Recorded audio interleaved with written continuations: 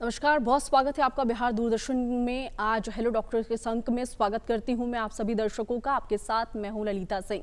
आज जो विषय हम लेकर आए हैं उस विषय पर हम चर्चा करेंगे और वो विषय है मधुमेह।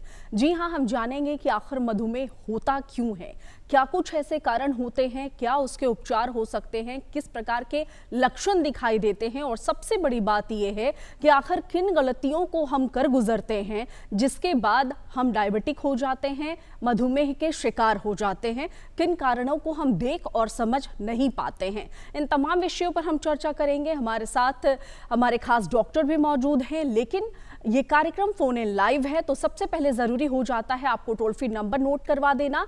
तो सबसे पहले आप हमारा टोल फ्री नंबर नोट कीजिए 1800-3456171। जैसा कि दर्शकों ये कार्यक्रम फोन इन लाइव है तो आप सीधे सीधे हमारे विशेषज्ञ से संपर्क कर सकते हैं और अपने प्रश्नों को साझा करके तुरंत ही उत्तर प्राप्त कर सकते हैं। तो आइए कार्यक्रम की शुरुआत करेंगे और सबसे पहले स्वागत करेंगे हमारे साथ जानी मानी डॉक्टर AS प्रकाश मौजूद हैं। आपका बहुत स्वागत है। आप मधुमेह रोग विशेषज्ञ हैं, बहुत स्वागत है सर आपका। बिल्कुल, तो जैसा कि आज हमारे साथ मधुमेह रोग विशेषज्ञ खुद मौजूद हैं तो आप सीधे संपर्क कर सकते हैं डॉक्टर साहब से। जानेंगे हम मधुमेह के हर एक पहलुओं को अलग अलग तरीके से, आखिर किस प्रकार से आजकल इन दिनों यंग एज में मधुमेह हो जा रहा है लोगों को, या वो युवक हो, युवती हो, बच्चे हो, किन्हीं को भी आजकल डायबिटीज हो जा रहा है। तो हम जानेंगे तमाम कारण के बारे में, लेकिन कार्यक्रम की शुरुआत करें और सबसे पहले एक छोटी सी स्टोरी देखते हैं।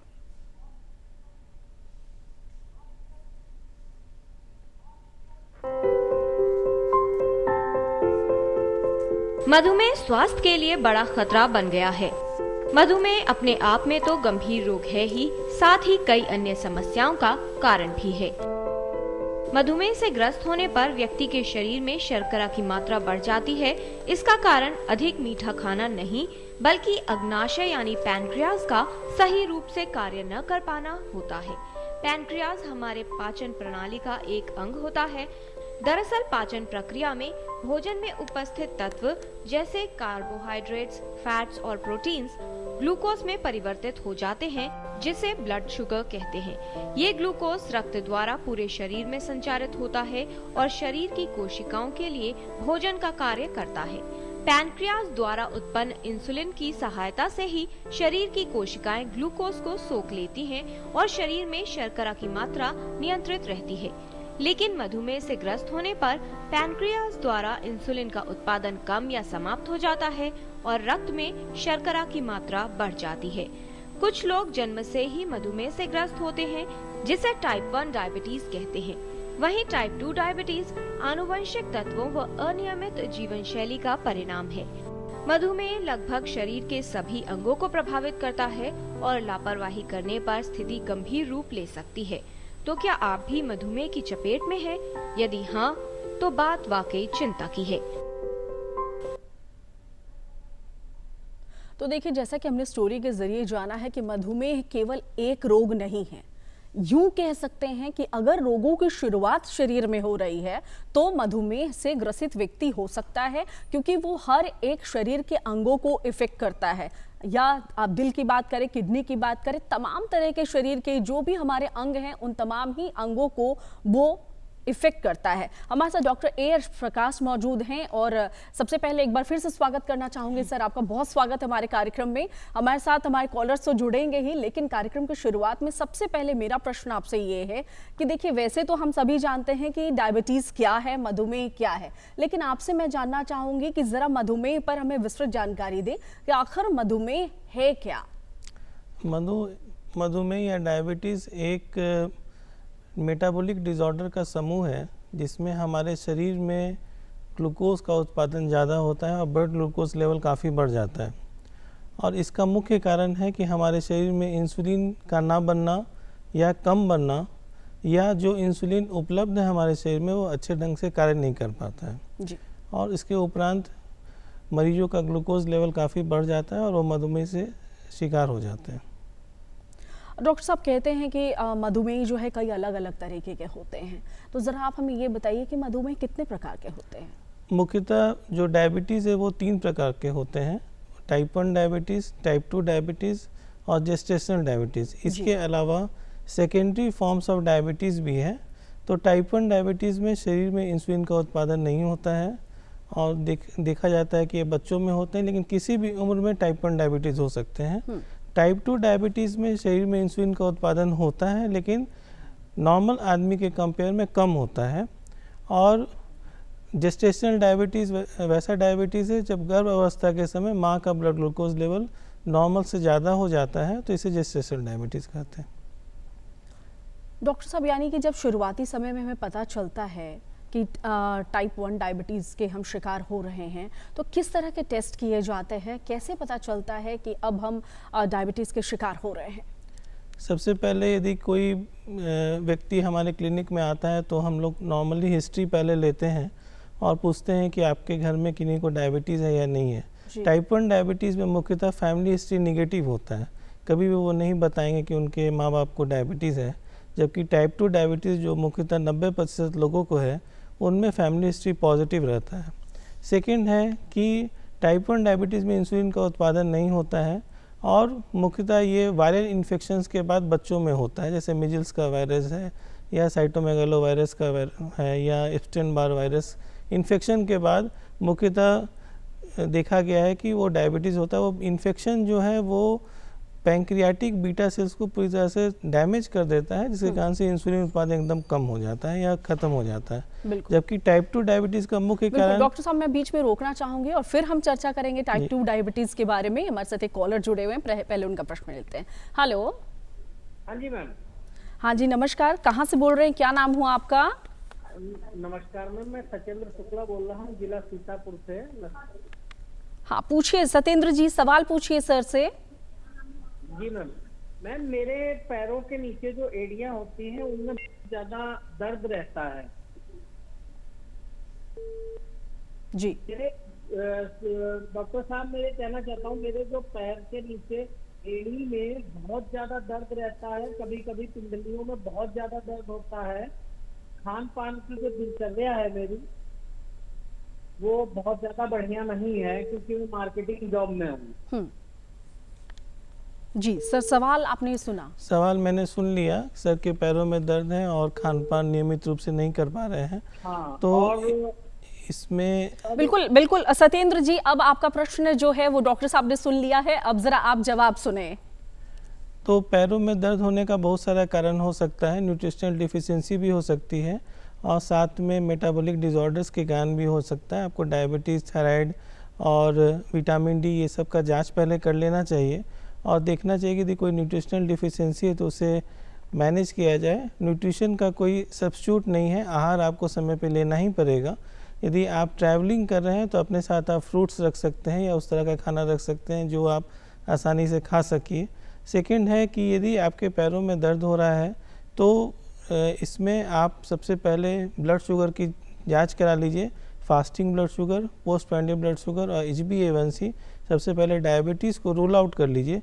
इसके अलावा थायराइड फंक्शन टेस्ट भी बहुत इंपॉर्टेंट जांच है क्योंकि वो भी हड्डियों को कमज़ोर करता है, तो थायराइड का भी जांच करवा लीजिए। यदि डायबिटीज़ आपको निकलता है तो डायबिटीज़ को ग्लाइसेमिक टारगेट पे रखना पड़ेगा और थायराइड यदि है तो उसे भी करेक्ट करना पड़ेगा। और आहार में आप फ़िलहाल आधा घंटा से 45 मिनट धूप में रहिए। कैल्शियम का आप सेवन कर सकते हैं। यदि मैं खान पान में परिवर्तन की बात बताऊं तो आप मिल्क एंड मिल्क प्रोडक्ट्स ले सकते हैं, इसमें कैल्शियम है। फ्रूट्स एंड वेजिटेबल्स में मिनरल्स है, विटामिन बी कम्प्लेक्स है, उसके द्वारा आप न्यूट्रिशनल डिफिशियंसी को ट्रीट कर सकते हैं। बिल्कुल, बहुत ही आसान तरीके से आप प्रश्न जो हैं वो साझा कर सकते हैं। हमारे साथ डॉक्टर AS प्रकाश मौजूद हैं, आप मधुमेह रोग विशेषज्ञ हैं। एक और कॉलर हमारे साथ जुड़े हुए हैं, उनसे उनका सवाल लेते हैं। हेलो। हाँ जी, नमस्कार सर, आप बताइए कहाँ से बोल रहे हैं, क्या नाम हुआ आपका? मेरा नाम संजय कुमार सिंह है। हाँ, प्रश्न पूछिए सर। सर, मैं पूछना चाहता हूँ कि एक एवरेज पर्सन को एक दिन में कितनी मतलब शुगर कंज्यूम करना चाहिए या नहीं करना चाहिए जिससे इफेक्ट ना हो, क्या बोलते हैं, ये डायबिटीज? बिल्कुल, प्रश्न को सुना आपने? हाँ। सर जवाब जरा नहीं, दीजिए। प्रश्न नहीं सुन पाया ठीक से। ओके, आप जरा अपने प्रश्नों को संजय जी जरा रिपीट कीजिए एक बार वापस से। डॉक्टर साहब तक प्रश्न सही तरीके से पहुंचा नहीं है, एक बार रिपीट कीजिए जरा। जी। मैं पूछ रहा हूँ डॉक्टर। हेलो, हाँ बोलिए। मैं डॉक्टर को पूछ रहा हूँ कि एक एवरेज पर्सन को 24 आवर में कितनी मतलब शुगर कंज्यूम करना चाहिए जिससे डायबिटीज इफेक्ट ना हो, और कितना वो कर सकता है या ना कर। डायबिटिक पेशेंट का यदि वो डायबिटीज से ग्रसित नहीं है तो फास्टिंग शुगर उनका 100 मिलीग्राम पर डेसीलीटर से कम होना चाहिए और पोस्ट प्राइमरी ग्लूकोज 140 मिलीग्राम से कम होना चाहिए और 3 मंथ्स एवरेज शुगर 5.6% से कम होना चाहिए। और यदि वो प्री डायबिटिक हैं तो उनका sugar level fasting sugar 100 to 125 and post primary 140 to 199 हो सकता है और 3 मंथ्स एवरेज शुगर HbA1c 5.6 से 6.4 तक हो सकता है। यदि वो डायबिटिक हैं तो उनका ब्लड ग्लूकोज फास्टिंग 126 मिलीग्राम पर डेसीलीटर से ज़्यादा, post primary blood glucose 200 milligram पर डेसीलीटर से ज़्यादा और HbA1c 6.5% या 6.5% से ज़्यादा होना चाहिए। तो सबसे पहले आपको अपने डायबिटीज़ का रूल आउट करना होगा कि आप डायबिटिक हैं या प्री डायबिटिक हैं या नॉर्मल ग्लाइसेमिक है आपका। सेकेंडली आपका था कि कितना शुगर लेना चाहिए। नॉर्मली जो नॉर्मल पर्सन, जो हेल्दी इंडिविजुअल्स हैं, उन्हें शुगर की मात्रा कम लेनी चाहिए, क्योंकि ऐसा देखा गया है एशियन फेनोटाइप में कि हम लोग थिन फैट इंडियन हैं। हालांकि हम लोग बहुत मोटे नहीं हैं वेस्टर्न पॉपुलेशन की तरह, जिसमें BMI आपका 40 या 35 से ज़्यादा हो। हम लोग का BMI 25 से 30 के बीच में है, लेकिन हमारे ऑर्गन्स के ऊपर, खासकर लीवर के ऊपर, पैंक्रियास के ऊपर और इंटेस्टाइन के ऊपर फैट एक्यूमुलेशन है। इसी से हम लोगों में विसरल एडिपोसिटी ज़्यादा है, जो एक मुख्य कारण है इंसुलिन रेसिस्टेंस का, और जिसके कारण हम लोगों के देश में डायबिटीज़ ज़्यादा हो रही है। बिल्कुल। देखिए, हमारे सुधी दर्शकों में आपसे ये दरख्वास्त करना चाहती हूँ, अपील करना चाहती हूँ कि अगर आप डॉक्टर साहब से जुड़ना चाह रहे हैं, अगर आप अपने विशेषज्ञ से उत्तर चाह रहे हैं, तो मैं आपसे रिक्वेस्ट करूँगी कि आप अपने टीवी का वॉल्यूम कम कर लें। उससे डायरेक्ट डॉक्टर साहब तक सवाल पहुंचेंगे और सीधे सीधे समय का बचाव करते हुए आप तक उत्तर भी पहुंचेंगे। डॉक्टर साहब, जैसा कि हमारे साथ संजय जी जुड़े थे, सत्येंद्र जी जुड़े थे, उसी तरह से कई एक और दर्शक भी हमारे साथ जुड़ेंगे। एक बार मैं आपको दोबारा टोल फ्री नंबर नोट करवा देती हूँ, 1800-3456171 हमारा टोल फ्री नंबर है, जो लगातार टीवी स्क्रीन पर फ्लैश भी किए जा रहे हैं, ताकि आप हमसे संपर्क कर सके, सीधे सीधे अपने सवालों के जवाब प्राप्त कर सके। डॉक्टर साहब, जैसा कि आप टाइप 2 डायबिटीज़ के बारे में हमें बता रहे थे, उस पर हमारी चर्चा चल रही थी, तो ज़रा आप हमें बताइए कि टाइप 2 डायबिटीज़ जो है वो क्या है। टाइप 2 डायबिटीज़ में बेसिकली हमारे शरीर में इंसुलिन का उत्पादन कम होता है, और जो इंसुलिन हमारे शरीर में निकलता है वो अच्छे ढंग से कार्य नहीं कर पाता है। इसके कारण से क्या होता है कि ग्लूकोज का जो सेलुलर अपटेक है वो घट जाता है, और ग्लूकोज हमारे ब्लड में काफ़ी तेज़ी से बढ़ने लगता है। तो टाइप 2 डायबिटिक पेशेंट्स में हाई ग्लूकोज लेवल से ऑक्सीडेटिव स्ट्रेस काफ़ी हो जाता है, जो हमारे ब्लड वेसल्स के लिए काफ़ी अच्छा नहीं है, और सीधे वो ब्लड वेसल्स को डैमेज करता है। और धीरे धीरे करते करते कुछ ड्यूरेशन के बाद डायबिटिक पेशेंट्स का यदि ग्लूकोज लेवल अनकंट्रोल रहता है तो उनको microvascular and microvascular diabetic complications हो सकते हैं, जिसमें कि आँख में न्यूरोपैथी और नेफ्रोपैथी हो सकता है। और यदि बहुत लंबे समय तक अनकंट्रोल रहा तो उन्हें कार्डियोवास्कुलर डिजीज़, स्ट्रोक या पेरिफेरल वास्कुलर डिजीज़, पैरों में भी प्रॉब्लम हो सकता है।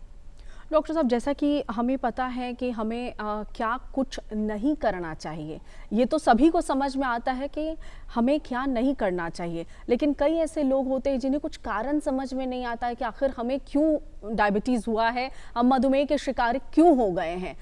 इसका जवाब मैं लूँगी, लेकिन एक कॉलर हमारे साथ, पहले उनका प्रश्न लेते हैं। हेलो। हाँ, हेलो मैम। हेलो। हाँ, नमस्कार सर, अपना नाम बताइए, कहाँ से बात कर रहे हैं और प्रश्न साझा कीजिए।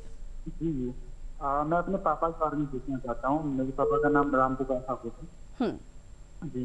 तो उन्हें मतलब ऐसे डायबिटीज मतलब बॉर्डर लाइन पे मतलब 4-5 साल से 140 ऐसा में रह रहा है जी। Hello ma'am. सर, प्रश्न आपने सुना? प्रश्न सर का अधूरा है। उनके फादर को 5 साल से डायबिटीज़ है। अच्छा, मतलब 130-140 रह रहे हैं। अब आप डायरेक्ट सर से बात कर रहे हैं, आप सर से सवाल पूछिए और सर आपको उत्तर दे रहे हैं, बात कीजिए सर।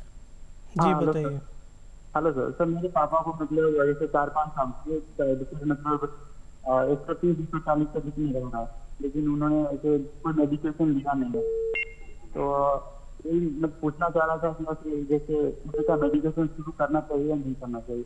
ऐसे उनके अभी पाँव में तो दर्द भी होते रहते हैं। ये एक बहुत अच्छा सवाल है। इनका सवाल है कि उनके पिताजी को 5 साल से डायबिटीज़ है, क्या उन्हें दवाओं का सेवन करना चाहिए या नहीं करना चाहिए। तो अमेरिकन डायबिटीज एसोसिएशन एवं हमारे इंडियन गाइडलाइंस जितने हैं सब ने कहा है कि यदि आपका HbA1c 7% से कम है तो आप लाइफ स्टाइल मॉडिफिकेशन के साथ बढ़ सकते हैं। आप खान पान में परिवर्तन और एक्सरसाइज करके अपने ब्लड ग्लूकोज लेवल को मेंटेन कर सकते हैं। और फास्टिंग शुगर आपका 80 to 130 और खाने के बाद 100 to 160 होना चाहिए।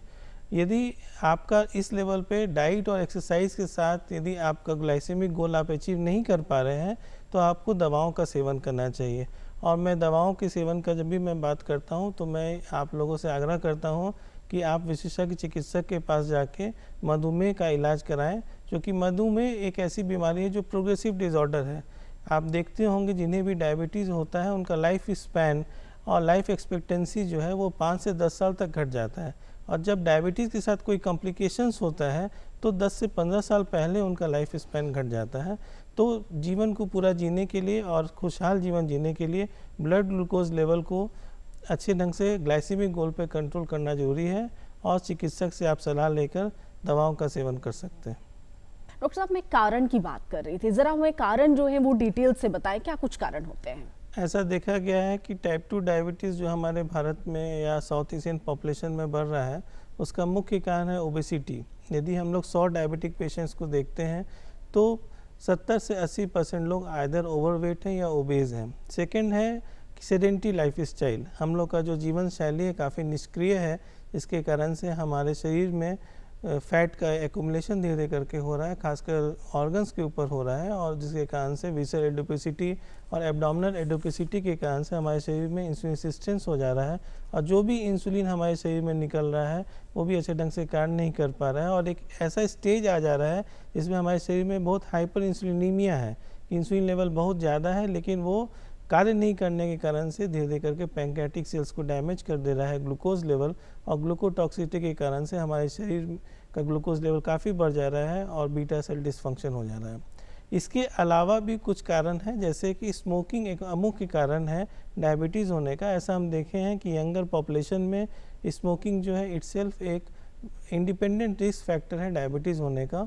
तो मैं जो भी यहाँ हम लोग के साथ जुड़े हैं उनसे आग्रह करता हूँ कि स्मोकिंग को आप सीधे परहेज़ करें, स्मोकिंग से दूर रहें और अपने वज़न को यदि आप 10 से 15% अपने बेस लाइन वेट से यदि घटा लेते हैं तो आप डायबिटीज़ से बच सकते हैं। जैसे उदाहरण पे यदि आपका वज़न 80 kg है और आप 8 kg से 10 kg तक वज़न घटाते हैं तो डायबिटीज़ से बच सकते हैं।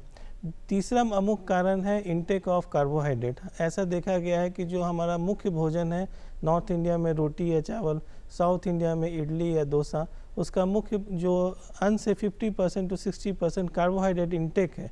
जो डाइटरी चेंजेस हम लोग को चाहिए उसमें कार्बोहाइड्रेट की मात्रा 40 to 45% करना है। हम 80% तक कार्बोहाइड्रेट इनटेक अपने फूड्स में खाते हैं। डॉक्टर शशांक आर जोशी ने एक स्टडी भी किया था, स्टार्च स्टडी, जिसमें उन्होंने बताया कि 70 से 80% लोग भारत में हाई अमाउंट ऑफ कार्बोहाइड्रेट खाते हैं, जो कि एक मुख्य कारण है डायबिटीज़ होने का। बिल्कुल डॉक्टर साहब, यानी कि भोजन जो हम कर रहे हैं हमें ये समझ नहीं आ रहा है कि हम किस चीज़ को कितना ले रहे हैं, यानी कि हर एक पदार्थ की अलग अलग अपने क्वांटिटीज़ होते हैं, उन्हीं क्वांटिटी को हमें लेने की ज़रूरत है और हम ये समझ नहीं पा रहे हैं और अनलगर है जो भोजन आप कर रहे हैं वो कहीं ना कहीं डायबिटीज़ का कारण हो जाता है। डॉक्टर साहब, जैसा कि हमने अभी चर्चा की और आप हमें ये बता रहे थे कि यंगर एज की बात आप कर रहे थे, स्मोकिंग की बात आप कर रहे थे, तो ज़रा मुझे ये बताइए कि आखिर यंग एज में इन दिनों डायबिटीज क्यों हो जा रहा है, और अगर मैं खास तौर से लक्षण की बात करूं तो किस प्रकार के लक्षण देखने को मिलते हैं? यंग एज में डायबिटीज़ का वही मुख्य कारण है, ओबेसिटी एक कारण है। ओबेसिटी के कारण हमारा जो ग्लूकोज है वो अच्छे ढंग से मेटाबोलाइज नहीं हो पा रहा है, हमारा इंसुलिन अच्छे ढंग से कार्य नहीं कर पा रहा है। और जैसे ही यंग पेशेंट खेलते हैं कूदते हैं उनका वज़न घटता है तो वो उनका ग्लूकोज लेवल कम होने लगता है, क्योंकि उनके शरीर में इंसुलिन सेंसिटिविटी बढ़ जाती है और इंसुलिन सिक्रीशन भी बढ़ जाता है। सेकेंड है स्मोकिंग। स्मोकिंग क्या करता है कि हमारे एंडोथेलियल सेल्स को डैमेज करता है और हमारे सेलुलर लेवल पे ऑक्सीडेटिव स्ट्रेस को काफ़ी बढ़ा देता है, जिसके कारण से एंडोथेलियल डिसफंक्शन होने के कारण से डायबिटीज़ होने की संभावना काफ़ी बढ़ जाती है, साथ साथ कार्डियोवास्कुलर डिजीज़ भी बढ़ जाती है।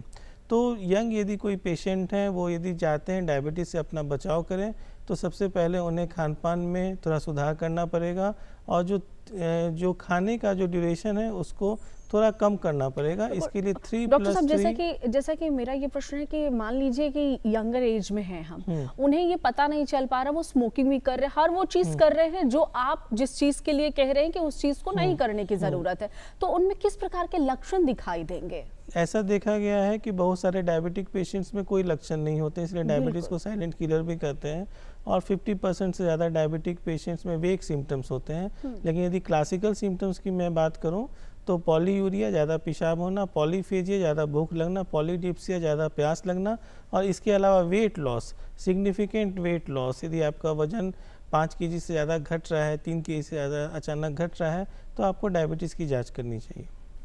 और अगर मैं ये कहूँ कि ब्लड शुगर को कम करने के लिए सबसे सर्वोत्तम जो है वो खाद्य पदार्थ क्या होने चाहिए? क्योंकि कई बार डॉक्टर साहब हम ये देखते हैं कि कुछ लोग ऐसे होते हैं जो रेगुलर बेसिस पर सुबह जब उठते हैं तो वो कहते हैं ना कि फलों का सेवन करते हैं, तो किस प्रकार के खाद्य पदार्थ होने चाहिए, किस तरह के फल खाने चाहिए और किस तरह के फल नहीं खाने चाहिए? इसका उत्तर हम लेंगे आपसे। एक कॉलर हमारे साथ जुड़े हुए हैं, उनका प्रश्न पहले लेते हैं। हेलो।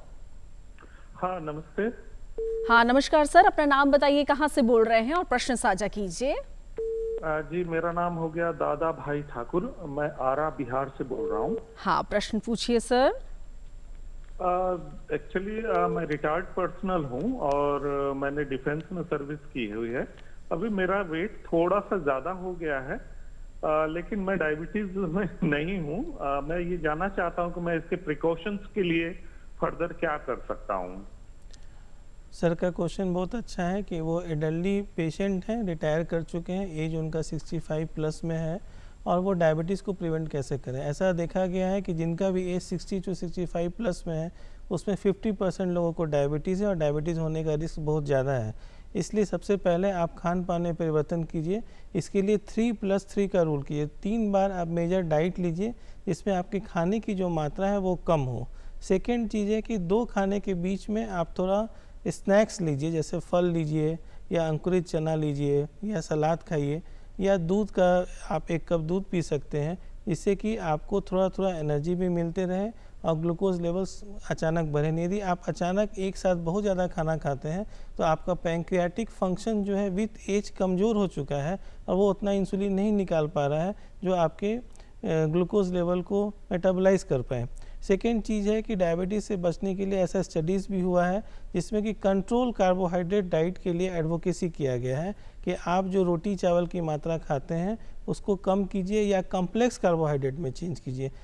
सफ़ेद चावल के जगह पे आप भूरा चावल खाइए, गेहूं के रोटी के जगह पे आप मिक्स रोटी या बाजरे का रोटी खाइए या ओट्स, दलिया, रागी इसको खाइए। हालांकि ये करना काफ़ी कठिन है। बहुत बार ऐसा देखा गया है कि जिस खाने के हैबिट से हम लोग जुड़े हुए हैं उसको चेंज करना काफ़ी दिक्कत है, लेकिन तब भी यदि आप खाने की मात्रा को भी घटा लेते हैं तो उससे डायबिटीज़ से आप काफ़ी हद तक बच सकते हैं।